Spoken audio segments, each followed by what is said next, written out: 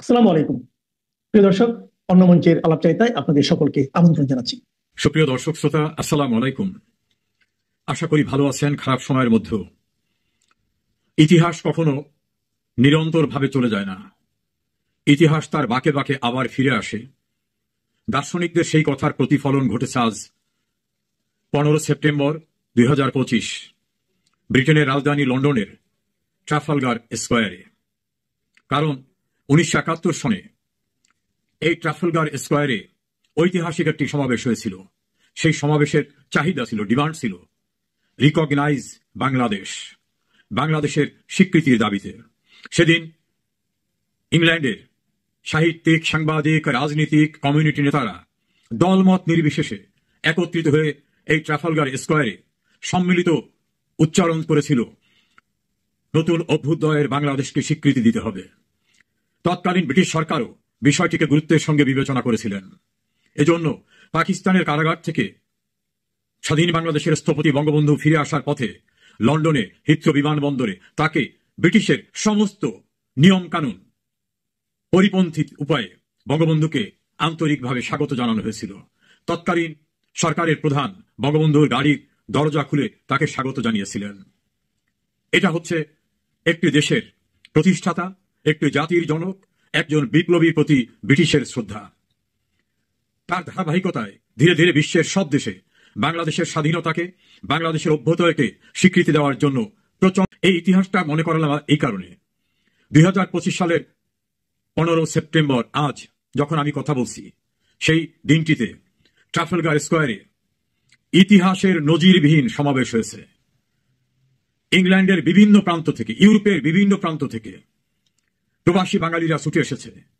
একটাই তাদের স্লোগান, অবৈধ দখলদার ইউনূসকে পদত্যাগ করতে হবে, ইউনূসের বিচার চাই এবং শেখ হাসিনার সরকার বারবার দরকার, বাংলাদেশে দরকার শেখ হাসিনার সরকার। নেতা কি আছে এই স্লোগানের সঙ্গে? হাজার কণ্ঠে, হাজার হাজার কণ্ঠে আছে। কোন সে নেতা? শেখ হাসিনা, শেখ হাসিনা। আজকের এই সমাবেশ সম্পর্কে আমি অনেক প্রাপ্তবয়স্ক, অনেক প্রবীণ মানুষ ব্রিটিশের এখান থেকে কৌতূহল উদ্দীপক ভাবে যারা এসেছিলেন তাদের সঙ্গে পৃথক পৃথক ভাবে কথা বলেছি। কারো কারো বয়স 80, কারো বয়স 90। এদেশের বয়স্ক মানুষরা চলাফেরা করে। তারা তাদের স্মৃতি স্মরণ করে বলছেন যে এত বড় সমাবেশ ইতিহাসে কোনোদিন ট্রাফালগার স্কোয়ারে হয়নি।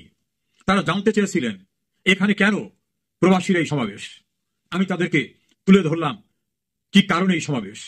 যে একজন মানুষ অবৈধভাবে জঙ্গি স্টাইলে একটি গণতান্ত্রিক সরকারকে উচ্ছেদ করে জোর জবরদস্তিতে ক্ষমতা দখল করে বাংলাদেশের স্বাধীনতার সময় যারা পরাজিত, সেই পরাজিত শক্তির সঙ্গে ঐক্যবদ্ধ হয়ে এবং বিদেশে একটি রাষ্ট্রের বিভিন্ন রকম পৃষ্ঠপোষকতা সহযোগিতা নিয়ে স্বাধীন বাংলাদেশটাকে ধ্বংস করার প্রচেষ্টায় লিপ্ত হয়েছে। বাংলাদেশে এখন মানবাধিকার বলতে কিছু নাই, গণতন্ত্র বলতে কিছু নাই, বিচার বিভাগ আজ্ঞাবহ, আইনের শাসন বলতে কিছু নাই, এবং বাংলাদেশের মানুষ এখন হিংস্র দানবীয় আক্রমণের শিকার হয়ে মারা যাচ্ছে, যেটাকে মব ভায়োলেন্স বলে। এই বিষয়গুলি শোনার পরে অনেকেই বলল, আমরাও শুনেছি যে বাংলাদেশের একটি সরকারকে উচ্ছেদ করে একজন নোবেল লরিয়েট বসেছে, সে কি এই অবস্থা করেছে? আমি বললাম যে এই ব্রিটেনে তিনি এসেছিলেন, ব্রিটেনের প্রধানমন্ত্রী কেয়ার স্টারমার তার সঙ্গে দেখা করতে অস্বীকৃতি জানিয়েছেন। এখানে তার উপদেষ্টারা অর্থাৎ মন্ত্রী স্ট্যাটাসের লোকরা আসছিল, তারা লাঞ্ছিত হচ্ছে প্রবাসীদের দ্বারা। কেউ জাপানে গেছে, সেখানে লাঞ্ছিত হচ্ছে, কেউ আমেরিকায় গেছে, সেখানে লাঞ্ছিত হচ্ছে। সারা পৃথিবীর যেখানেই তারা যাচ্ছে সেখানে প্রবাসীদের ক্ষোভের শিকার হচ্ছে। আর দেশের অভ্যন্তরে এখন তারা পুলিশ, বিডিআর, আর্মি, র্যাব সবকিছু নিয়েও রাস্তায় বের হতে পারতেছে না এই অবৈধ দখলদাররা। তখন তারা বললেন, প্রবাসে থাকা কোন দেশের মানুষ যখন সম্মিলিতভাবে দ্রোহের আগুনে জ্বলে ওঠে, তখন সারা বিশ্ব ওই ক্ষমতা দখলকারীদের প্রতি তাদের যে দৃষ্টি, এই দৃষ্টি ফিরিয়ে নেয়। আর বাংলাদেশ এমন দেশ নয় যে বিদেশিদের সাহায্য ছাড়া চলতে পারবে। আমি তাদের বললাম, এ পর্যন্ত ইউনূস 11টি দেশ সফর করেছেন, কোন দেশ থেকে এক কপর্দক কোনো সাহায্য পাননি। এখনো বাংলাদেশের দরিদ্র মানুষদের যে সাহায্য দেওয়া হয়, সেই সাহায্যের যে খাবার উপহার, অর্থাৎ 1 বছর আগে শেখ হাসিনাকে জোর করে ক্ষমতার থেকে সরিয়েছে, এখনো তার সংগ্রহ করে রেখে যাওয়া খাবার, সেই খাবারই বন্টন করতে হচ্ছে, নতুন কোথার থেকে কিছু পাইনি। বাংলাদেশে কি পরিমাণে মানুষ বেকার হয়ে গেছে তার একটা তথ্যচিত্র দিলাম, যে বিশ্ব ব্যাংকের রিপোর্ট এটা বাংলাদেশে আমাদের রিপোর্ট না। কতগুলি কলকারখানা, ইন্ডাস্ট্রি বন্ধ হয়ে গেছে সে তথ্য তাদেরকে দিলাম। অনেকগুলো মিডিয়া আমার কাছে জানতে চাইলো কি অবস্থা। আমি বললাম যে বাংলাদেশের গণতান্ত্রিক উপায়ে নির্বাচিত একটি পার্লামেন্টকে অবৈধভাবে ভেঙে দেওয়া হয়েছে, গণতান্ত্রিক উপায়ে নির্বাচিত সরকারকে উচ্ছেদ করা হয়েছে, সিটি কর্পোরেশন নির্বাচিত জনপ্রতিনিধিদের দ্বারা চলতো সেটাকে একসঙ্গে উচ্ছেদ করে দেওয়া হয়েছে, অপসারণ করা হয়েছে। এভাবে পৌরসভা, উপজেলা, জেলা পরিষদ, ইউনিয়ন পরিষদ সর্বত্রই নির্বাচিত প্রতিষ্ঠানকে ধ্বংস করে দেওয়া হচ্ছে এবং বিচার বিভাগে হামলা করে প্রধান বিচারপতি সহ বিচারপতিদেরকে জোর করে তাড়িয়ে দিয়ে মবের দ্বারা নতুন বিচারপতি নিয়োগ করা হচ্ছে। কোর্টে, জুডিশিয়াল প্রসেসে কারো কোথাও ন্যায় বিচার পাওয়ার মতো অবস্থা নাই। ল এনফোর্সিং এজেন্সির মেম্বারদেরকে, পুলিশদেরকে নির্মমে হত্যা করা হয়েছে এবং তার কোনো বিচার করা যাবে না এমন আইন চালু করা হয়েছে। এসব শুনে তারা বিস্মিত এবং হতবাক হলেন যে এটা কি কোনো সভ্য দেশ? আমি বললাম 30 লক্ষ মানুষের রক্তের বিনিময়ে অর্জিত হয়েছিল এই দেশ। 2 লক্ষ মা বোন সম্ভ্রম দিয়ে দিছিল এই দেশটাকে পাওয়ার জন্য। সেই দেশটি আজকে মবতন্ত্রে, মব ভায়োলেন্সের দ্বারা পরিচালিত হচ্ছে। সে কারণে প্রবাসীরা আজকে ট্রাফালগার স্কয়ারে উপস্থিত হয়ে তারা দাবি করছে যে কেউ যেন ইউনুসকে সহায়তা না করে, ইউনুসের ইমিডিয়েট রিজাইন দাবি করছে, তার যে অবৈধ কর্মকাণ্ড, সংবিধান লঙ্ঘনের কর্মকাণ্ড, এজন্য তার বিচার দাবি করছে। আর বারবার যে স্লোগানটা হচ্ছিল সেটা জানতে চাইল। আমি সহ আমার সঙ্গে যারা ছিলেন তারা তাদেরকে অনুবাদ করে শোনালেন, যেখানে হাজার হাজার মানুষ বলতেছে শেখ হাসিনার দরকার বাংলাদেশের ডেভেলপমেন্টকে কন্টিনিউ করার জন্য, শেখ হাসিনাকে দরকার আইনের শাসন প্রতিষ্ঠিত করার জন্য, মানবাধিকারকে প্রতিষ্ঠিত করার জন্য এবং গণতান্ত্রিক প্রক্রিয়াকে আবার প্রতিষ্ঠিত করার জন্য। ওনারা বললেন এইখানেই তোমাদের দেশের অভ্যুদয়ের পরে স্বীকৃতির জন্য সবাই সমবেত হয়েছিল। আজ তোমরা সেখানে ইতিহাসের নজিরবিহীন সংখ্যক মানুষ একত্রিত হয়ে যে দাবি জানিয়েছো তাতে অনুমিত হয় যে তোমাদের দখলদার যদি কেউ থাকে নিশ্চয় তিনি টিকতে পারবেন না। কারণ এত মানুষ যখন ক্ষোভ প্রকাশ করছে নিশ্চয়ই এই ক্ষোভের যুক্তিসঙ্গত কারণ রয়েছে। ট্রাফালগার স্কয়ার ইতিহাসের পুনরাবৃত্তি ঘটিয়ে দিয়েছে। 1971-এর 8 অগস্টের দাবি ছিল রিকগনাইজ বাংলাদেশ, আর আজকের দাবি resignation of terrorist illegal অকুপায়ার doctor Mohammad Yunus and restore the government of elected prime minister Sheikh Hasina. দর্শক শ্রোতা, দেশের অভ্যন্তরে সর্বত্র স্লোগান, মিছিল, রাস্তাঘাটে বেরিয়ে পড়ছে। মানুষ এখন অতিষ্ঠ হয়ে গেছে। রিক্সাওয়ালা, কাজের লোক, নিম্ন মধ্যবিত্ত শ্রমিক সবাই বলছে যে শেখ হাসিনার সময় ভালো ছিলাম, শেখ হাসিনার সময় ভালো ছিলাম। এমনকি যারা টেলিভিশনে শেখ হাসিনার তীব্র সমালোচনা করতেন তারাও বলতেছেন শেখ হাসিনার সময় ভালো ছিলাম, শেখ হাসিনাই ভালো ছিল। এবং এই সরকারকে ভণ্ড, প্রতারক, স্বার্থান্বেষী, জঙ্গি নানা অভিযোগ খুব দূরে নয় যে অবৈধ দখলদার দ্বারা বিচারের মুখোমুখি হবে এবং সেই বিচারে তাদের এই সন্ত্রাস, তাদের নৈরাজ্যের জন্য তারা শাস্তি পাবে। নেপালের একটি আন্দোলনে যারা সহিংসতা ঘটিয়েছে, নেপালের অন্তর্বর্তীকালীন সময়ের প্রধানমন্ত্রী, সাবেক প্রধান বিচারপতি বলছেন সহিংসতা যারা করেছে এটা অপরাধ, তাদের বিচার হবে। দাবি জানাতে হবে শান্তিপূর্ণ উপায়ে। বাংলাদেশে শুধু সহিংসতা না, ইতিহাসের নজিরবিহীন সহিংসতা, জঙ্গি স্টাইলের কর্মকাণ্ড, হত্যাকাণ্ড, রাষ্ট্রীয় সম্পদ ধ্বংসের যে নারকীয় তাণ্ডব হয়েছে, এই তাণ্ডবের বিচার বাংলাদেশে হবে এবং সেটা খুব দূরে না, এটাই আমার বিশ্বাস। দর্শক, আমি বলেছিলাম কোনো ক্ষমতা চিরস্থায়ী নয়। ক্ষমতা কাল যার হাতে ছিল আজ তা অন্যের কাছে এসছে, কাল তা অন্য কারোর কাছে চলে যাবে। ক্ষমতা কারোর চিরস্থায়ী নয়। শেখ হাসিনার কাছ থেকে ক্ষমতা কেড়ে নিয়ে ইউনূস যে বসছিল, যে চিরকাল তো ইউনূস মনে করেছিল আমি এখানে চিরকাল আমি বসে থাকবো, আমার এখান থেকে কেউ নাড়াতে পারবে না, আমি টুপি টাপা দিয়ে আমি একেবারে সারা জীবন এখানে হয় প্রধানমন্ত্রী নয় আমি রাষ্ট্রপতি হয়ে থেকে যাব। এখন ইউনূসের গলার কাটা হয়ে গেছে খোদ আমেরিকা। ইউনূস হচ্ছে আমেরিকার গলার কাটা। কারণ ইউনূসকে যে কারণে বসানো হয়েছিল ইউনূস সেটা করতে ব্যর্থ হয়েছে। আমেরিকার কোনো কাজ, ডিপ স্টেটের কোনো কাজ ইউনূস করতে পারেনি, ফলে আমেরিকা তার উপরে ভীষণ চটে আছে।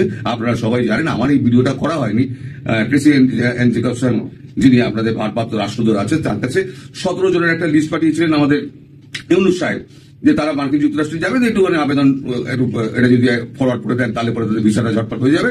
ট্রেসি খুব খেপে গিয়েছেন, খেপে গিয়ে ক্ষোভ প্রকাশ করেছেন, তাতে ইউনূসের খুব ব্যথা লেগেছে। তাতে বোঝা যাচ্ছে যে ইউনূসের সঙ্গে একটা টানাপোড়েন চলছে। তা আমি বহুদিন আগে বলেছিলাম যে যতক্ষণ না পর্যন্ত বাংলাদেশ থেকে আমেরিকা ওঠাবে ততদিন পর্যন্ত ট্রেড ডিল নিয়ে কোনো রকম কথাবার্তা নরেন্দ্র মোদী বলবেন না। হঠাৎ কয়েকদিন আগে আপনাদের মনে আছে খুব টুইটারবাজি হলো, ওখানে আমাদের ডোনাল্ড ট্রাম্প তিনি টুইটারে হঠাৎ লিখলেন মোদী আমার খুব ভালো ফ্রেন্ড, আমরা একসঙ্গে আরো কাজ করতে চাই, আমি শীঘ্রই মোদীর সঙ্গে কথা বলবো। মোদী এখান থেকে রেসিপ্রোকেট করলেন, হ্যাঁ আমরা ট্রেড ডিল নিয়ে কথা বলবো, কিন্তু উনি কিন্তু নরেন্দ্র মোদী কিন্তু মাই ডিয়ার ফ্রেন্ড ট্রাম্প কথাটা আর লেখেননি, উনি সযত্নে ওই জায়গাটা এড়িয়ে গিয়েছেন। অর্থাৎ তোমার তুমি বলেছো, আমি স্বীকার করছি, আমি রেসিপ্রোকেট করলাম, কিন্তু তোমায় পুরোপুরি বঙ্গী হিসেবে আমি স্বীকৃতি দিচ্ছি না, তেমন আমি স্বীকৃতি দেবো না। তার মানে ট্রাম্প মেনে নিল যে আমি বাংলাদেশ থেকে পাটা উঠালাম। তার এবার প্রকৃত উদাহরণ আপনাকে দিচ্ছি, জলজান্ত আপনার দেশের কাগজে বেরিয়েছে, মার্কিন নাগরিক গুপ্তচর বৃত্তির দায়ে ইউনুসের পুলিশ তার গ্রেপ্তার করল। আপনাদের কাগজে বেরিয়েছে, সরকার উৎখাতের ষড়যন্ত্রের অভিযোগে মার্কিন নাগরিক রিমান্ডে, ফোনে মিলল বিস্ফোরক তথ্য। পাউন অবস্থা লিখছে কি, রাজধানীর মিন্টো রোডের মন্ত্রীপাড়ায় গাড়িতে করে সন্দেহজনক ঘোরাঘুরির সময় গ্রেপ্তার বাংলাদেশের বংশোদ্ভূত নাগরিক মার্কিন নাগরিক এনায়েত করিম চৌধুরী 55কে সন্ত্রাস বিরোধী আইনে করা মামলায় 2 দিনের রিমান্ডে নেওয়া হয়েছে। আজ সোমবার 15 সেপ্টেম্বর ঢাকার মেট্রোপলিটন ম্যাজিস্ট্রেট আতিকুর রহমান রিমান্ডে দেওয়ার নির্দেশ দেন। এনায়েত করিমকে কারাগার থেকে আদালতে হাজির করা হয়। এর আগে শনিবার ফৌজদারি কার্যবিধি 54 ধারা মামলায় তাকে আদালতে হাজির করা হয়। ওই মামলায় 7 দিনের রিমান্ডে আবেদন করে পুলিশ। আজ রিমান্ডের আবেদনের পর শুনানির জন্য দিন ধার্য ছিল, তবে সকালে আদালতে হাজির করে তাকে সন্ত্রাস বিরোধী আইনে করা মামলা গ্রেপ্তার দেখানো হয়। পরে ওই মামলা তদন্ত কর্মকর্তা রমনা থানায় এসআই আবু হানিফ 10 দিনের রিমান্ডের আবেদন করেন। বিকেলে শুনানি শেষে আদালত 2 দিনের রিমান্ড মঞ্জুর করেন। অন্যদিকে 54 ধারায় মামলা থেকে তাকে অব্যাহতি দেওয়া হয়। নিয়মিত মামলা হয়, তাকে 54 ধারায় মামলা থেকে অব্যাহতি দেওয়া হয় বলে জানিয়েছেন সংশ্লিষ্ট আইনজীবীরা। পুলিশ জানায় তার কাছে, এবার ভালো করে শুনুন, পুলিশ জানায় তার কাছে থেকে 2টি আইফোন জব্দ করা হয়েছে। প্রাথমিক বিশ্লেষণে ফোন থেকে সরকার উৎখাতের ষড়যন্ত্র সম্পর্কে গোপন তথ্য পাওয়া যায়। পরে তাকে হেফাজতে নেয় পুলিশ। পরে শনিবার 54 ধারায় গ্রেপ্তার করে আদালতে পাঠানো হয়। এনায়েত করিমের মোবাইলে তার বক্তব্য বিশ্লেষণ করে শনিবার সন্ত্রাস বিরোধী আইনে মামলা করে পুলিশ। মামলায় অভিযোগে বলা হয়েছে, এনায়েত করিমকে গ্রেপ্তারের পর জিজ্ঞাসাবাদে তিনি জানান বাংলাদেশি বংশোদ্ভূত আমেরিকান নাগরিক তিনি।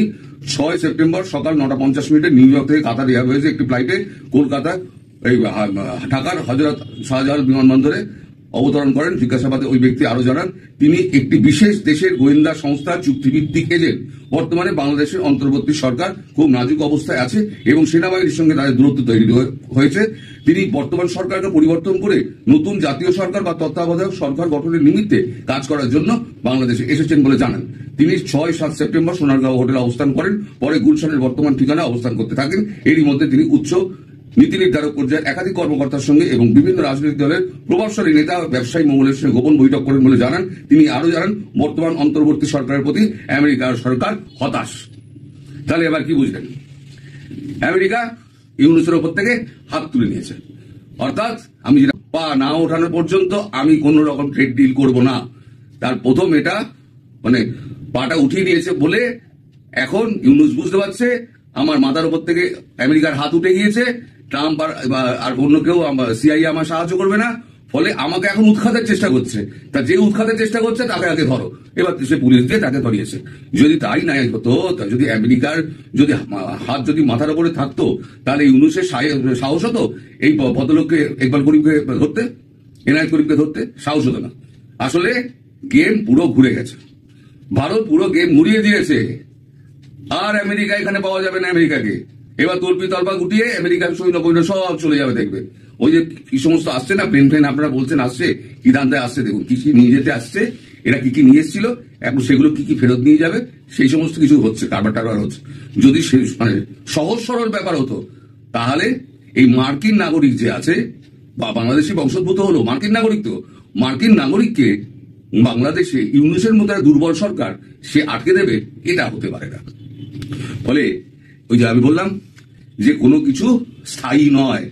আজকে ইউনুস ভাবছে আমি একেবারে, ইউনুস ভেবেছিল, আর ভাবছে না, ইউনুস ভেবেছিল আমি এখানে বরাবর থেকে যাব, ওইসব নাটকবাজি ফাটকবাজি করে আমি লোককে ভুলভাল ভুজুং ভাজাং দিয়ে আমি ওই ইলেকশন ফিলেকশন করবো না।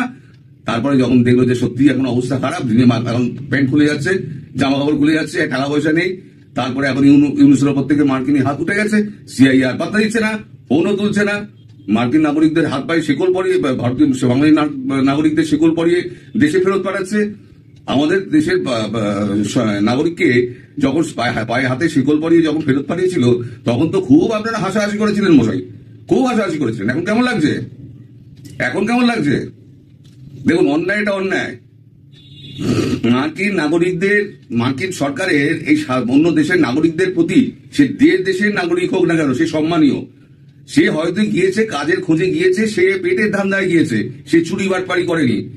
তাকে হাত পায়ে শিকল পরিয়ে ওই যন্ত্রণাদায়ক কষ্ট জার্নি করি 18 ঘন্টার, এগুলো আনা, যেমন ভারতীয়দের পক্ষে অপমানজনক, বাংলাদেশিদের পক্ষে অপমানজনক। ফলে ভারতীয়দের করেছিল বলে তখন যেমন হাসাহাসি আপনারা করেছিলেন, এবারে আপনারা নিজেরা নিজেদের কপাল চাপড়ে হাসুন এবং বলুন যে ভারতবর্ষের নাগরিককে যখন এনেছে তখন হেসেছিলাম, অপরাধ করেছিলাম।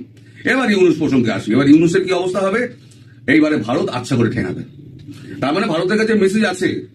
এই যে আজকে যে আপনার এই বৈঠক হচ্ছে, এখনো পর্যন্ত আমি কোনো খবর পাইনি। এই যে বৈঠক হচ্ছে, সেই বৈঠকের কিন্তু এর মধ্যে উনি বিহার গেছিলেন, বিহারের জনসভা অ্যাটেন্ড করে আবার মোদীজি কলকাতা আবার এসেছেন, এসে আবার বৈঠক করছেন, করে হয়তো আজকে রাত্রিবেলা ফিরে যাবেন উনি। তো যাই হোক, এখনো তাই সেই বৈঠকের কোনো খবর পাইনি।